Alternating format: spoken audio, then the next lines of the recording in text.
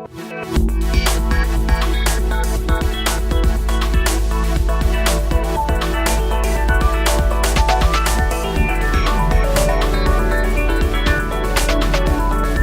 guys, I'm the Impaired Grappler and welcome to my podcast. Today we have a very special guest from Brazil. It's 5th degree black belt Breno Sivak, who's under Helio and Rickson Gracie.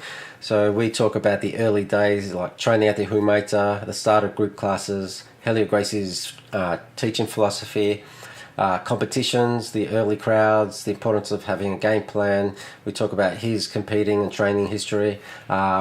We also touch on conceptual learning and understanding how to understand, invisible Jiu-Jitsu, the Gracie diet, why he never opened academy, injuries and warming up properly, some surfing and Jiu-Jitsu stories, how he incorporates Jiu-Jitsu in everyday life, the power of Jiu-Jitsu and the importance of self-defense, and we finish up talking about teaching and the importance of learning how to teach. So hope you guys enjoy, and we'll catch you on the other side. Us.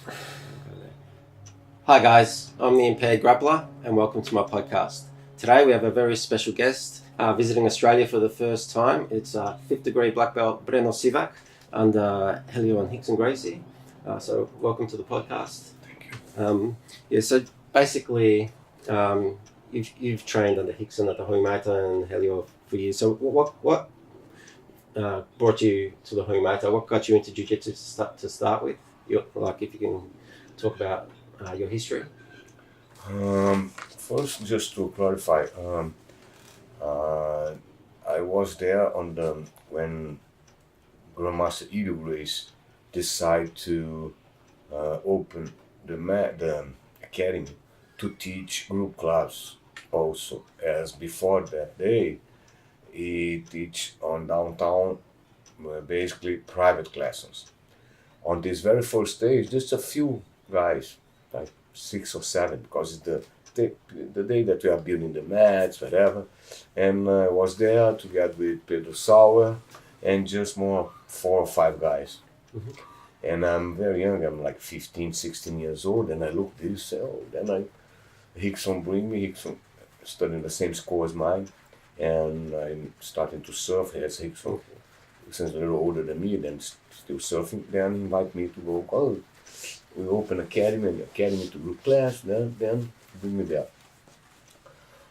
Then to came from these days that we trained under Grandmaster Helio Gracie teaching. Then after a while, Rickson be the main guy on the academy. So about how long was Helio? Were you learning? This is in the beginning of the 80s, maybe 80 or 81, something like that. And then after Helio started teaching, Rickson started to assume the post of the main guy of the academy until he left to live in the US. And then Hoyler assumed. Then I stay training in the same academy and under Hoyler for a long time until Hoyler decided also to live in the US, and then Hoker assumed last 10 years, and I'm still training until now. Yes. After Hoyler leave, then Hoker stay like the only Grace at the academy, and then I be the guy who support him many times, as normally he fly over to do seminars around Brazil. And sometimes the far place, connections, then I used to teach on Fridays and sometimes on Mondays for long time. And for a short time we have a specific lesson on midday, because normally the trains are Monday, Wednesday and Fridays, the class from 7 to 9 p.m. and Tuesdays and Thursdays just open mat. And during the day, private class. But for a certain time, we have also a competition team time midday, and for many times I'm the guy who take care of this part too. Like if I can tell you really the story, because I believe that I am the only guy who was there since this very first day and still training and teaching until this time, So, who else is still on the mats that you were training back then, apart from Pedro Sauer? The other guys I really don't remember. There's a few. Well, I believe that I think one of the guys died, and or two or three that even don't remember, but for sure they don't train anymore. Or maybe, yeah. So outside the family, it's just you and Professor that were there from day one? Yeah. So, Yeah, and that way, it's strange because it's the day that have all the Grace family there. And because I have a review from this very first day, I remember that like 5 or 6 students and 5 or 6 teachers, because all the Helio's sons are there except Horion. Horion's just left to the US. Then have Rickson, Helson, Hoka, Hoyler, and Royce. Then I looked and oh, very strange, because they are the same quantity of teachers as the same quantity of of students. But it's just because it's not original, the very because the days that we arrange the thing, and then the next day you have 40 guys. But in this day before, arrange and don't see guys, but have a lesson today. Grandmaster Helio teach, have a class, and everybody together, and then say, wow, and then start growing like this fast. Yeah, you could probably sell that class for a lot of money nowadays, like a seminar. Well, look at this class with all the Hicksons in the one place, all on the mats teaching. It's amazing. Yeah.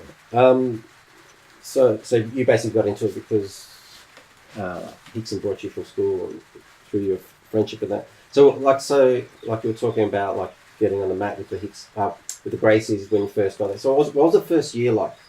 And like, or when you like your first year there, and what was your greatest challenge then? Yeah. Like, On this time, the beginning happened like coming a little before these days. Grandmaster Helio teach at downtown, and Halls and also Carson are together. They are all together with Grandmaster Helio. And then both Carson and then Halls decide to open the academy to give group class. They went to Copacabana, it's the South Zone, not in downtown anymore. And then I think this is and they became successful. They stay in the same place in one floor, and then the other academy works in the second floor. It's unbelievable. Copacabana is a big place, and they are in the same place, dividing the students. But even with that makes sense because both are full, and they start to even like compete each other. And then Grandmaster Helio feel that he have Helson and Rickson with good age to start teaching. Rickson like 18 to 9 years old, and Helson a little older. And then you say, no, it's time to open the group class.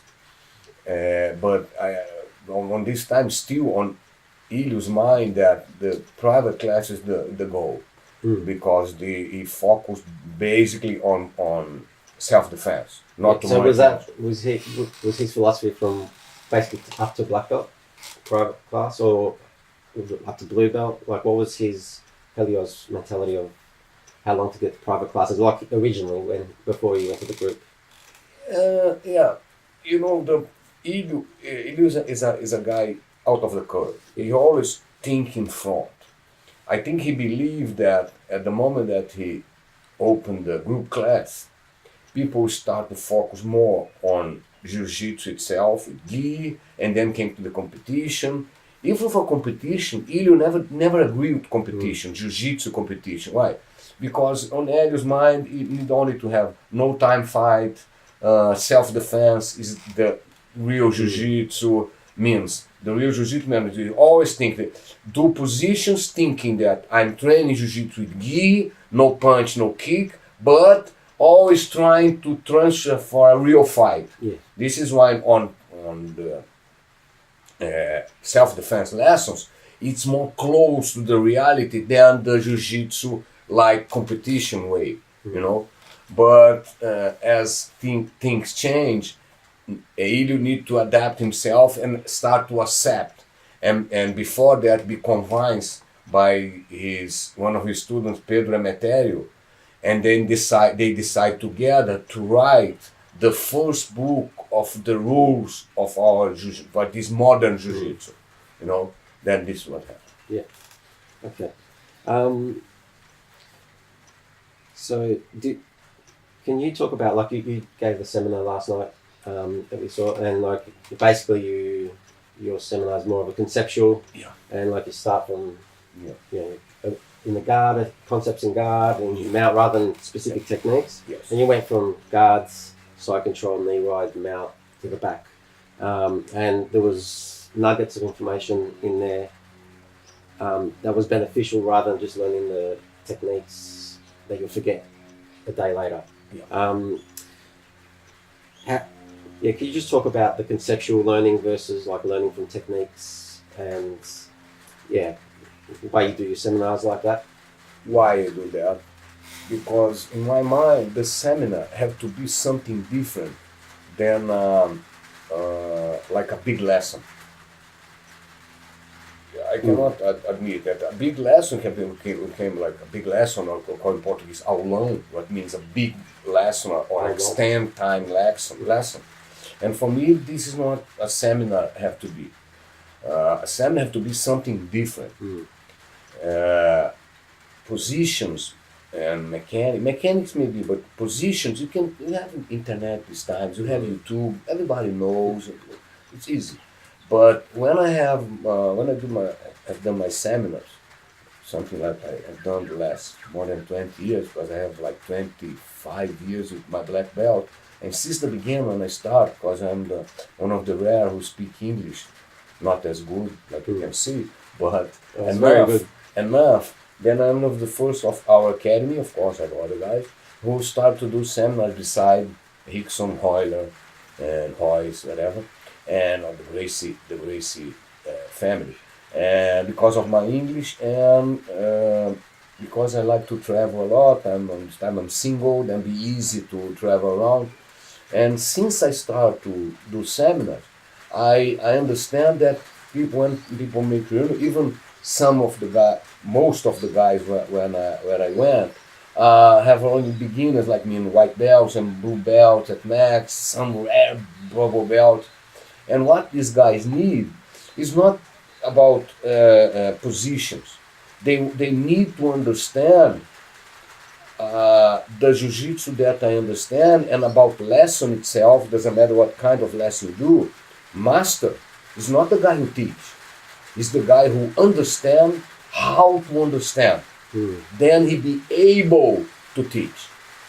We see many times in life people with a lot of medals, world champion, whatever, but don't have the didactic, don't have the way to teach, don't know how to allow guys to really understand and assume and make introspective, putting inside his mind what the teacher or the master want to say.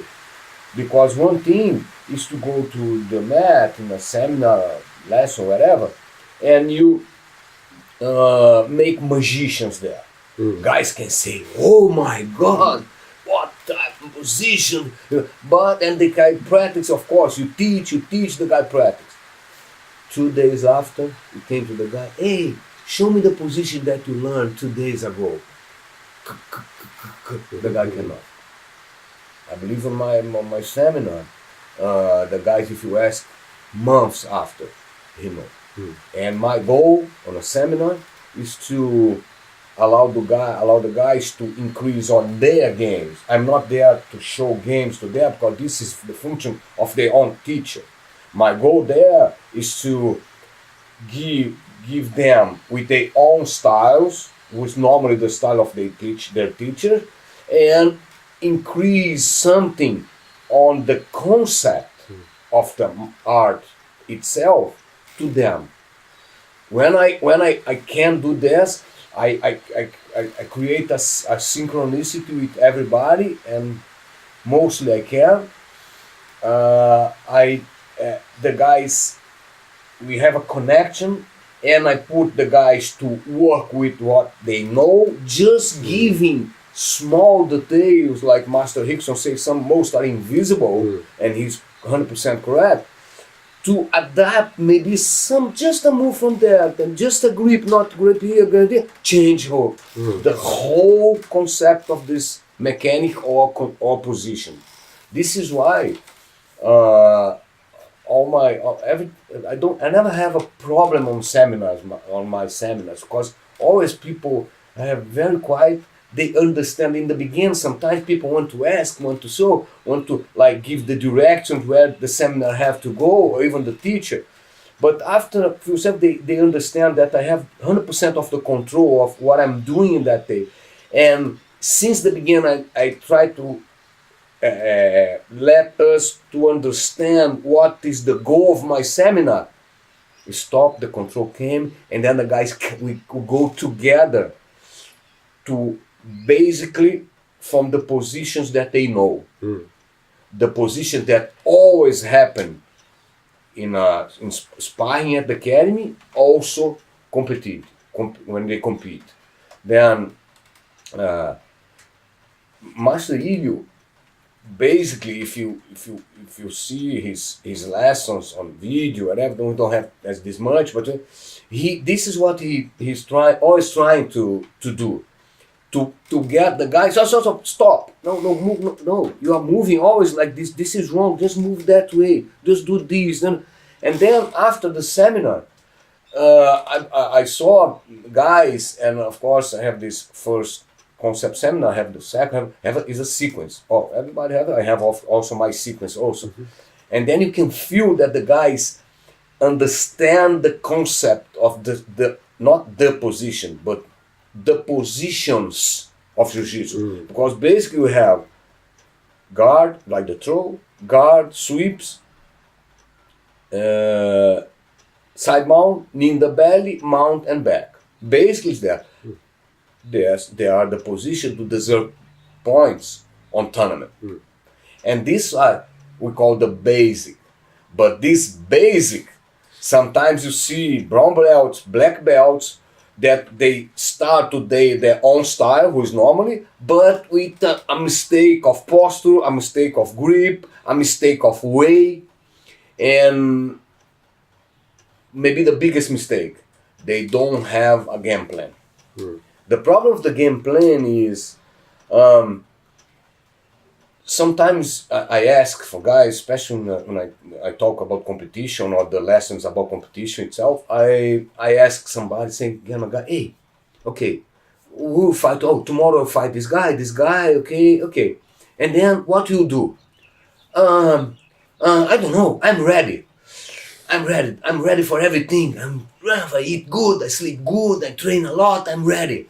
Okay, but what you do? I don't know. I work with the guy who will give me during the fight. Wait a moment. You wait what the guy will give you during the fight? The guy's not there to give you anything. The guy's there to take your head off of your body. Don't expect that. Have a game plan. Oh, what means the game plan? No. How the fight start? The fight start with the throw. Then you need to know some judo. Jiu-Jitsu not included judo, but judo is included Jiu-Jitsu, 100%.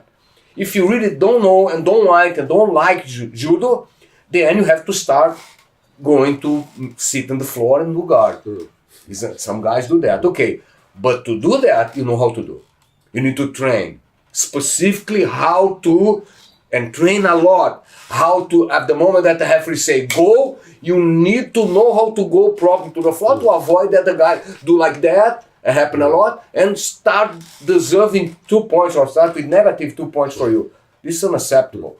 Then, or you try to have 1 or 2 throws to know something to do during the beginning of the competition. I remember that one Japanese who won All Japan, World Champion, Olympic Games, and in an interview he said, hey, when I know I'm a black belt on time, I know all judo throws. But when I go to a tournament, my game plan have only 2 throws. One when the guy walk behind, and one if the guy all the time came to me. Then I train only these 2 ones. What I do? I train both with children's. I go to the children's class, 20 kilos, 30 kilos boys and girls.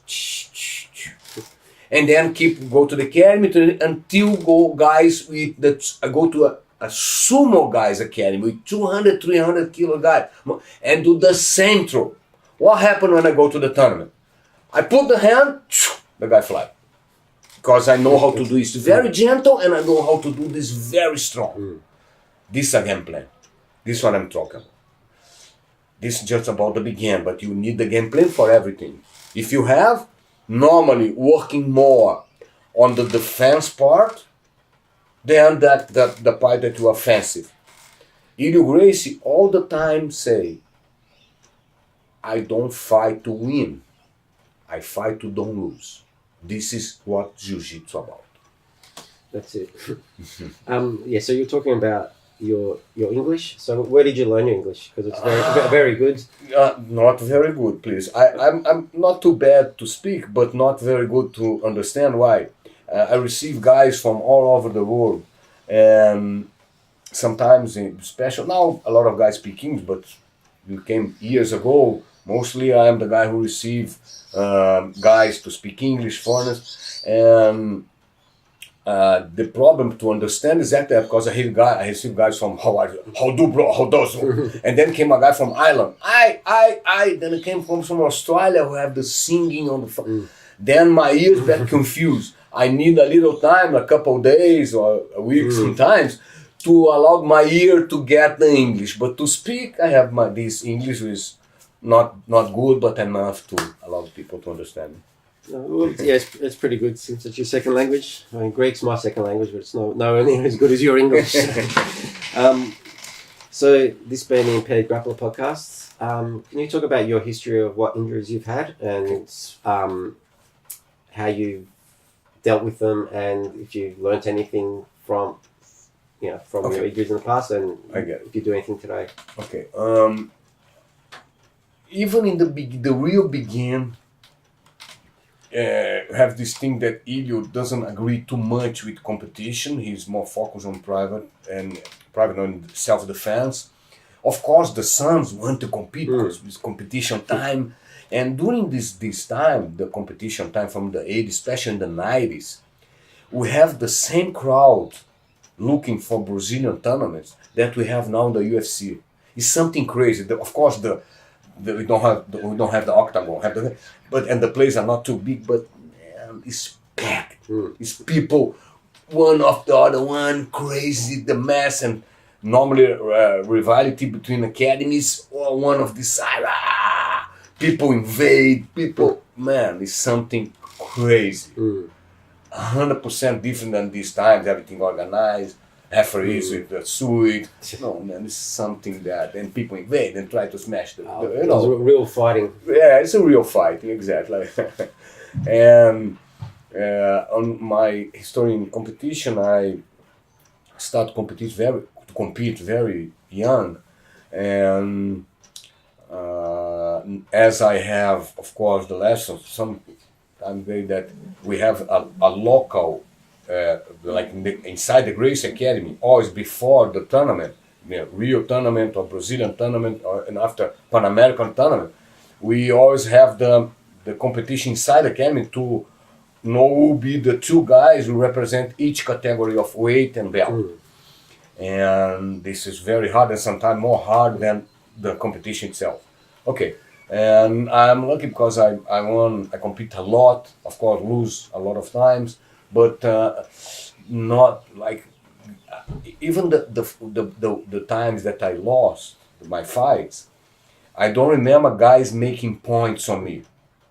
Maybe it happened, but like 10% of the time of the fights that I lost, guys make any points on me. On my head is always to fight defending, elbows in, and don't giving too much, and increase when I have the chance to do, respecting this Helio Gracie mandament. And even losing a lot, I win a lot also, and be Rio de Janeiro local, like Rio champion, state Rio champion, Brazilian champion, and Pan American champion. This only in black belts. Of course have, but I just considering the black belt, I win. I have gold medal in all categories, like in the city, in the state, the Brazilian, and the Pan American. I have gold medals in all this. Then that proved that I compete a lot, even winning and losing. And my time I compete with very famous guys. This guy who now they are legendary. Then I compete with this guy. Then it's very good because I learn a lot. And since I still training these days and teaching and doing seminar, as I never have a momentum that I decide to open the academy. And this is a very curious story I have to talk about. Hoyler in these times always came to me, Breno, you are one of the oldest students. You see, you're from the old times after, because Pedro Sal came a little before me, a couple of years before me. But after Pedro, I'm the oldest guy who's still teaching and training. And a lot of after me, like even new ones, still having their academy and their studio or their organization, whatever, and you don't have anything. You're still helping in the academy, train the academy. Why? For a long time, since I get my black belt, I'm very honored about the Gracie. Always follow. I do the Gracie diet since I'm 16 to 17 when I start. You still do that now? Yeah, Rickson, we rent the same place for the weekends. We go to surf together a lot. Then walking with Rickson for decades. Of course, I start to do the Gracie diet. And I remember when I'm young, with 17, 18 years old, with Gracie diet, like 2 years old, I go to a shop and buy a fridge. And my mom doesn't understand. I say, oh, no, because you have my family, and you go to, I put all my special supper foods on the fridge. And for you, you think it's just normal food, and you start to eat, and you broke because I expect to have this when I come back from the academy or from surf or whatever. And sometimes you eat one of apple and then break the quantity, because it's about quantity. And then I said, no, I bought my own fridge and put a lock, make a machine and put a lock to have, okay, my family have the big one, then I have my own, nobody touch. This is just to show how I pay attention on this big, like a serious stuff. And until now, I still doing the Gracie diet strongly. Of course, like happened with Jiu-Jitsu. Jiu-Jitsu from Helio Gracie time, from now, we have a lot of new positions, new mechanics. Of course, everything's still running. The same as in Gracie diet. We have Helio now assume the fact that he is the guy, the main guy of the Gracie diet. We have Angela here in Australia. Have a lot of guys and girls who really are making. Of course, we have like Jiu-Jitsu. We have the concept, we have everything, but increase some things, of course, to become better and better. This is life. This is how human do. And I believe that in these times, we have maybe since there and more now, we have the best kind of diet somebody can do. Why? Because you can, every day came a new diet. And then when normally it's a professional diet, they make a group to sell and say, and people ask, hey, what you eat? What is about this diet? Gracie diet is not about what. It's just about how. You can eat whatever you want, but just combine to avoid fermentation and avoid bad digest. Why?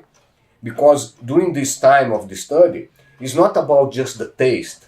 It's about to understand, after you combine the food in a plate, it have to be mixed with your mouth acid, then you teach it, smash it, and then it will be mixed with the stomach acids. And the study about what happened with the food after these two acids combine and mix, then the studies say this thing combine and this thing doesn't combine. And as the Gracie diet, it's very simple, like it's just one page, and it divides in 5 to 6 groups, and then you just decorate in female. Okay, group A, group B, carbohydrates in group A, the other is vitamin, the other is proteins, and then this combined with that, this doesn't combine with that. Easy. After that, you eat what you want. Of course, as best as possible. More organic, okay, better. And keeping the meals apart as well. But the thing is about the chemical combination. To avoid fermentation, give you to be ready 100% of the time to do what it needs. You can do, doesn't matter the meal I eat, 15 minutes after I'm ready to fight and put like myself And under that, my that head. diet was developed because he needed all the Gracies needed to be ready for gym invasions. They had to be ready every day, not train for a fight. It's like, no, someone's coming in today. We don't know what day or when, but you just got to have the energy at all times. Have the energy, be as young as possible. This is what you need. We have the fount of young. This is what we find, and this is one of the ways to have, and to be. Original is to be as strong as possible, at the same time as skinny as possible. This is the truth to a healthy way. Okay, so like just going back with regards to what injuries you had, history of injuries, and like is there something you do apart from the Gracie diet that you do that's not jiu-jitsu that you do to keep healthy and okay. About injuries. There is one mistake that people do during the warm-up. Not only in Jiu-Jitsu, in all sports. In Jiu-Jitsu is the same. First thing is about stretch. Stretch is not to be done before cold train. When you are cold, you cannot do stretch. This is why your muscles done.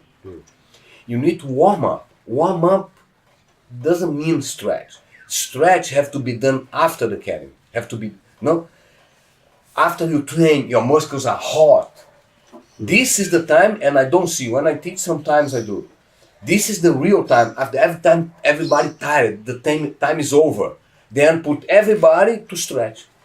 This is the time to stretch. After train, not before. This is the first mistake. Second mistake is about the warm-up itself. The warm-up is not to do like warm-up. Okay, you can warm up running, doesn't anything. Just warm up. You increase your muscle, you increase your heart rates, and you're ready. Okay, beautiful.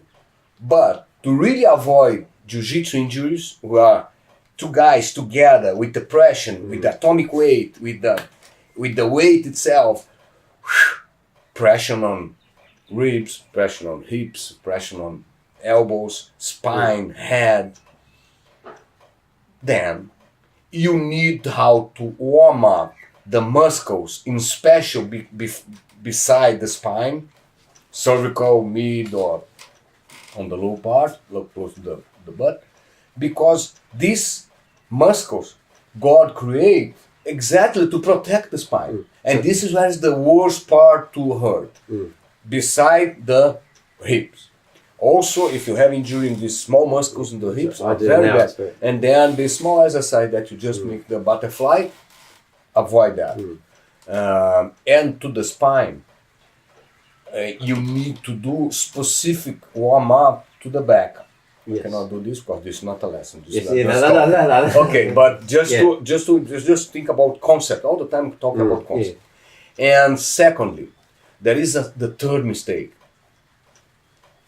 People when warm up, showing that they want to warm up the biceps, the shoulders, the neck, the chest.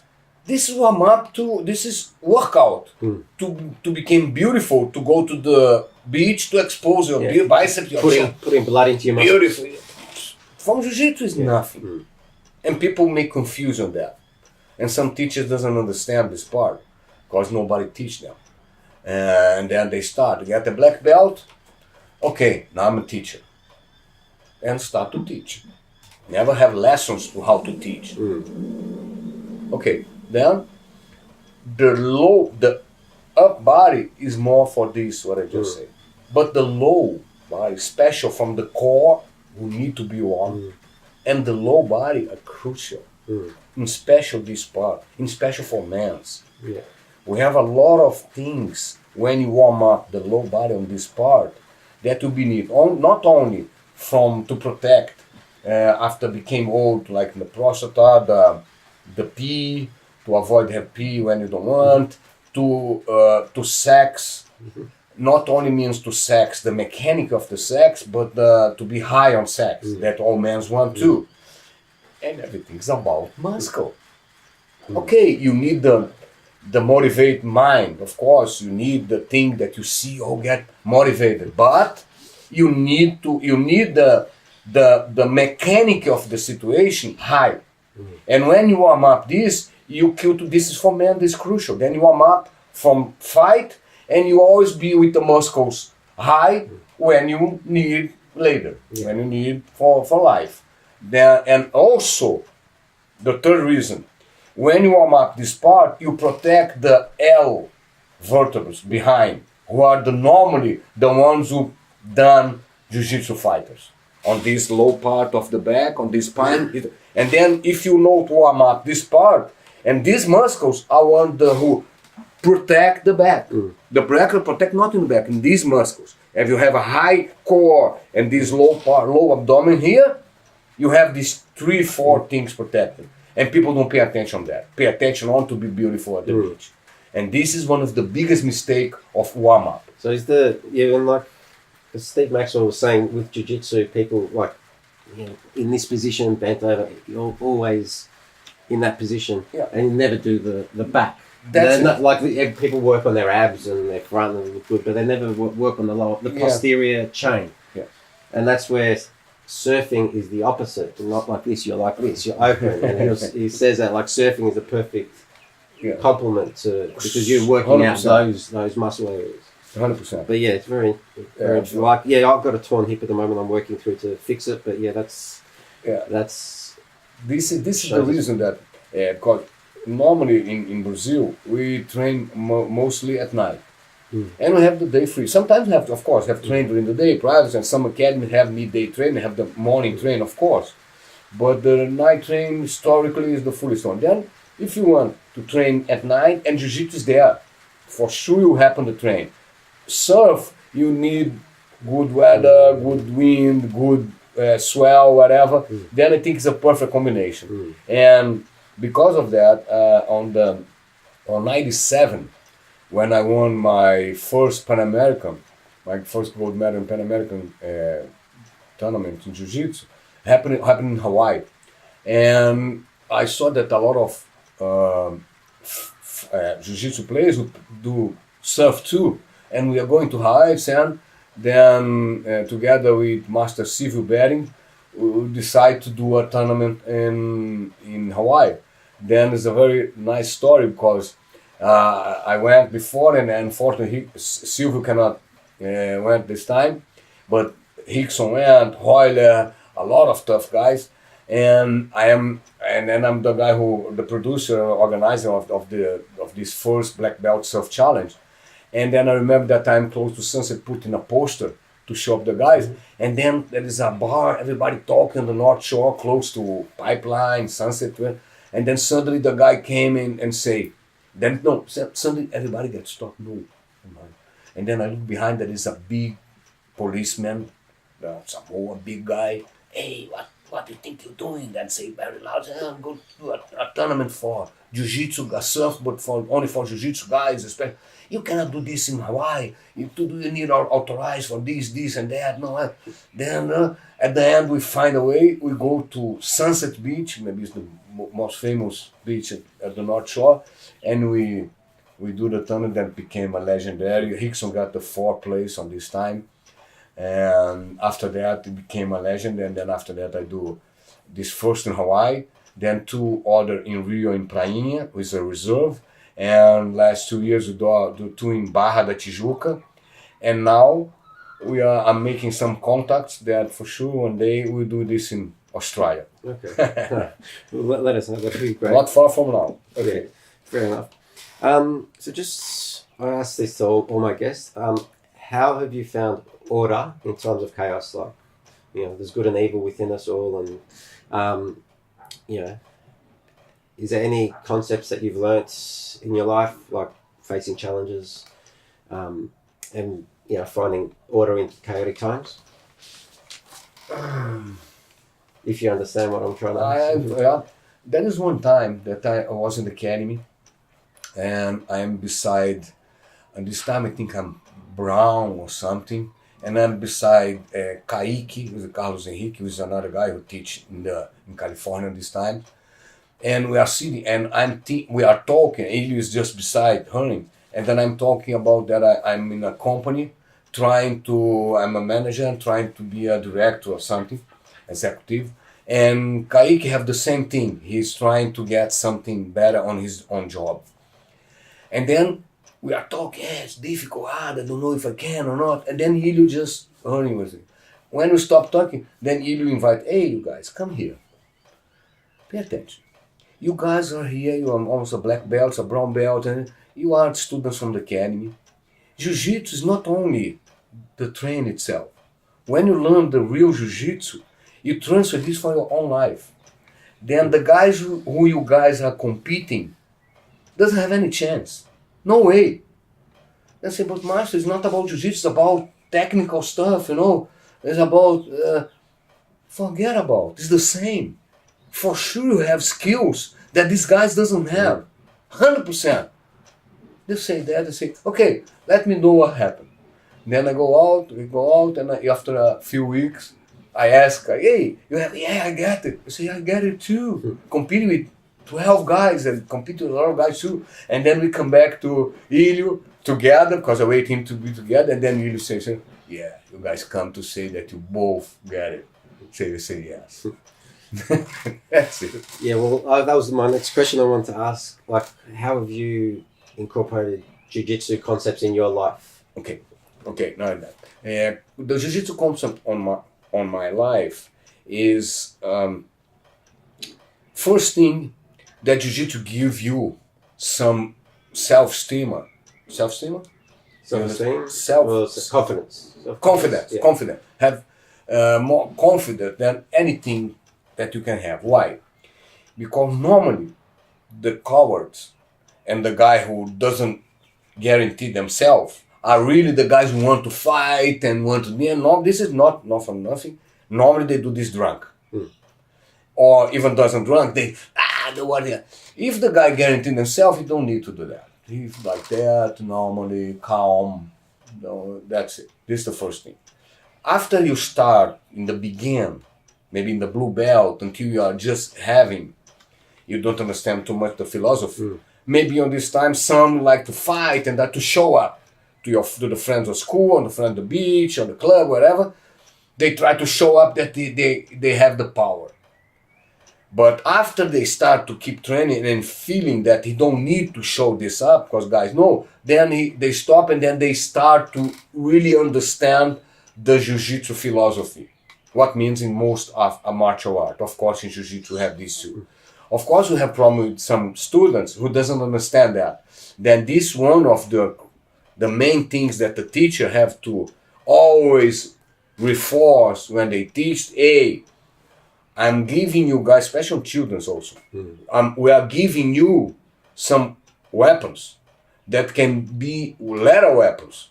And you need to understand that we are giving you guys these, not to be used against normal people, against people who are on their own corner. Is to be used to defend yourself against aggressive guys or bigger guys. If somebody with your size or smaller or skinny came to you drunk, whatever, you'd never fight. But if an arrogant guy, bigger, then you have skills to defend yourself or defend your family or defend a weak friend. This is why I'm teaching you this Jiu-Jitsu. Teachers need to reinforce this every single train, or at least once a week, to allow special youngs to understand that they are not receiving a power that can be user free. No way. This is crucial. Okay. In giving sequence of this about the concept, we live life, and of course happen then some friends or women's friends or some women that have a relationship, and sometimes have some disagree. When you understand the philosophy of Jiu-Jitsu and you know what you have, you don't need to argue. Normally some people, when people argue, they are not arguing too much about the next moment. they are good just to fight, to see who is the one who deserve the Attention? who's correct. Who's correct? You're right, I'm correct. I have a fight. No, you're right, I'm correct. But they are fight about who is correct. But doesn't matter who is about the next step, the next moment. Then after you start to understand that, you don't need to fight for nothing. If you have to fight, this is what we learn in Jiu-Jitsu. Jiu-Jitsu is not a martial art that you fight to win. You just fight defensive, waiting for the moment, always waiting for the opportunity. And as you don't give him opportunity, you have. And then if you want to be aggressive, okay, at the moment that he came aggressive to you, he opened the windows to you optimize on that and then get him. The same thing happen in life.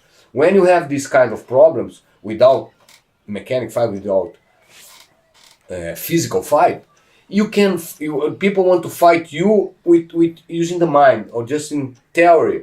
Then you don't need to fight. You just understand if you need. Sometimes, like Helio always force. Sometimes you give, and Rickson do this a lot. You see in Rickson's fight.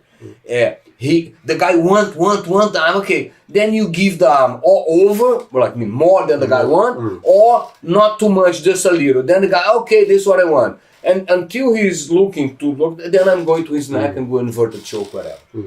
Then sometimes during this fight, you need to know where is the next step, where's the focus, what's the subject of the problem, and then focus on the subject, don't focus on the fight, on the mental fight, and then allow the person to feel that he's correct, okay, and then the fight decrease or the level of the stamina decrease, and then you both go where we have to go, to the subject, to the where you have to go.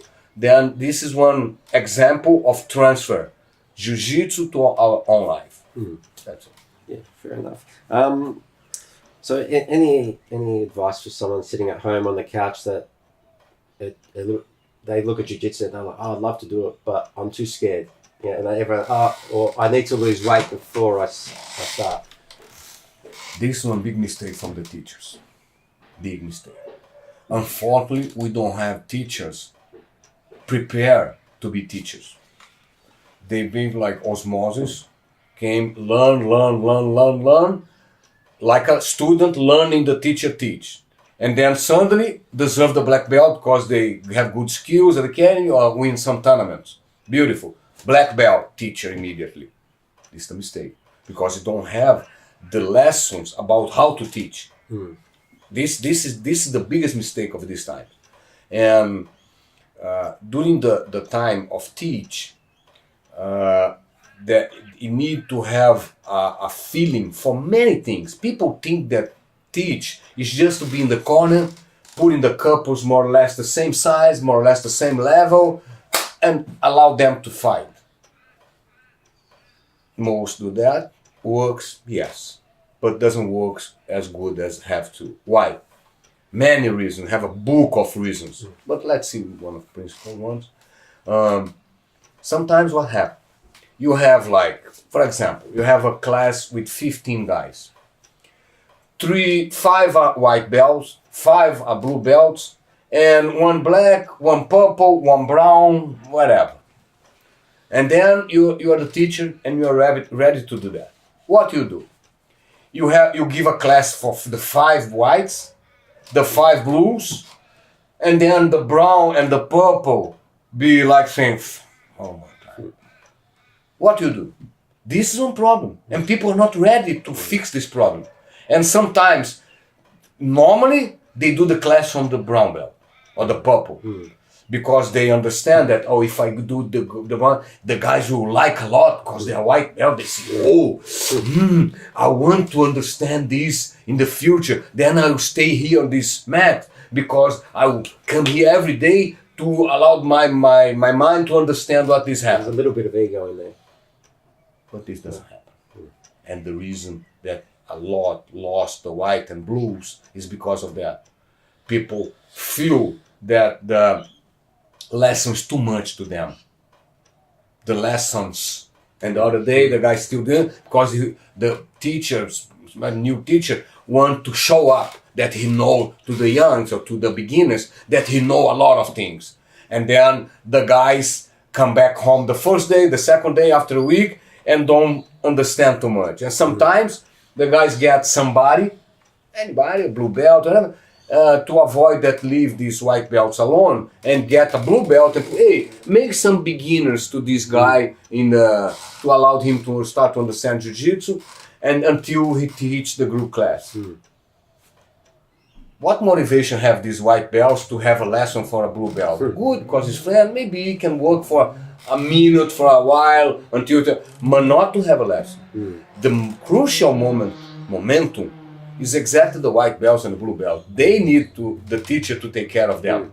Because if they have lessons for a not ready guy like a blue belt or a purple belt, they can first start doing wrong, mostly, or start to have their own way, because each fight have their own way to play our martial art wrongly.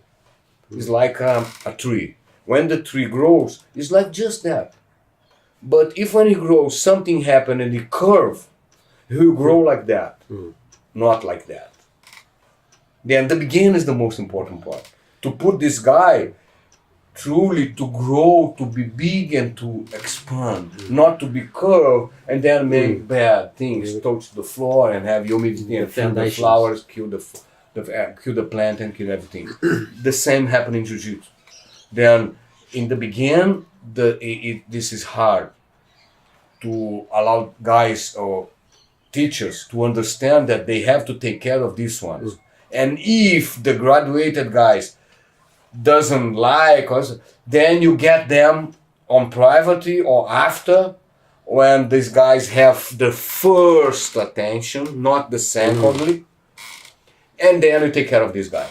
Because they are your guys. They are ready. They are together with you because if they have a purple belt or brown belt, they are yours. The guy doesn't leave. But I'm concerned about these guys who came, knocked the door of the academy, wanting to play, wanting to absorb, wanting to see what martial is that. They need my 100% of my attention, not these guys. Okay, so you think that will be one of the biggest mistakes out there for people teaching? Or is there anything else that you see taught that you're thinking, you're doing it wrong? Sorry, I don't understand what you mean. Is there any, when you see people teaching techniques, and is there something that you see that a lot of them do wrong like that? Is that like the main thing that you see that they concentrate on the... No, I don't say about technique. Techniques is not a problem.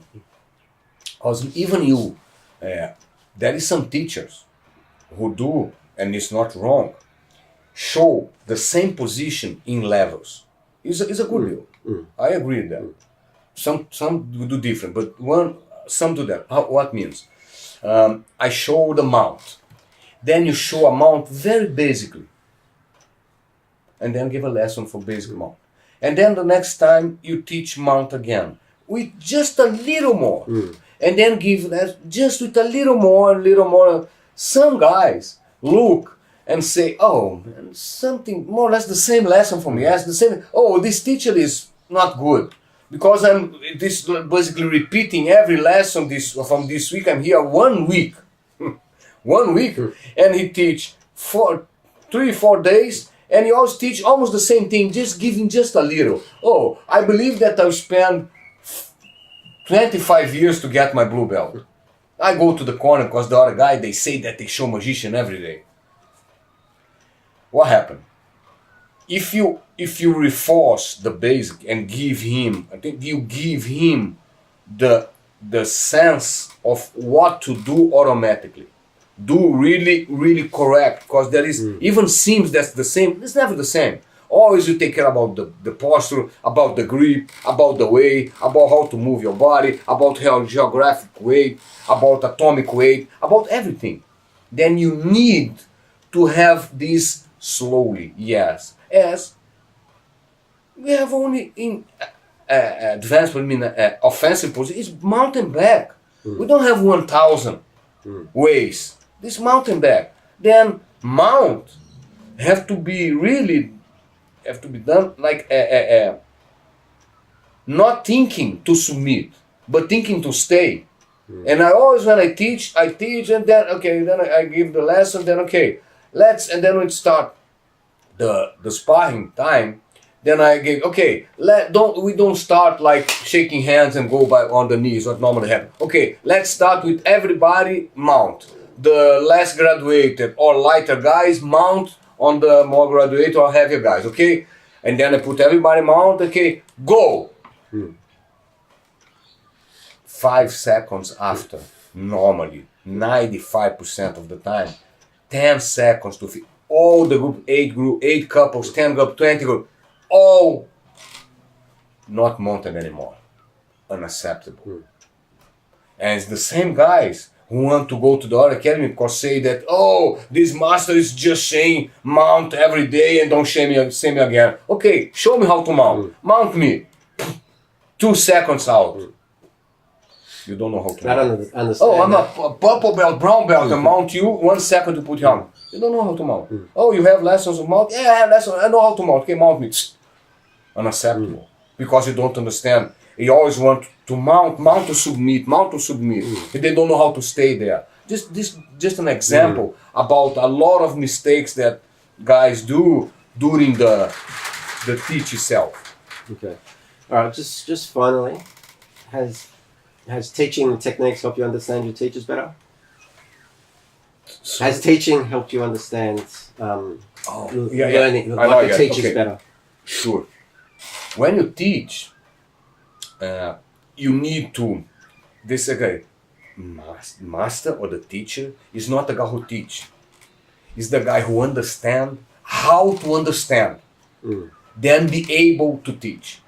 As people don't understand that and don't follow this max, and then they are ready to fight. They are good to fight, but to teach, you have to transfer your mind to your student's mind and feel his energy, feel his eyes, feel his posture, to feel if he have a synchronicity with you and him, or even a seminar or a big lesson with everybody. This is crucial.